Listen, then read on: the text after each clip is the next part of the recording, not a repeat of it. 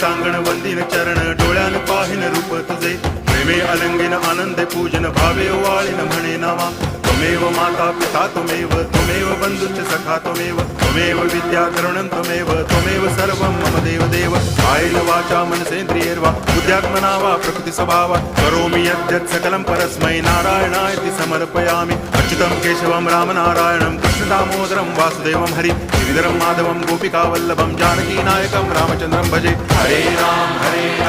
Ram Ram Hare Hare Hare Krishna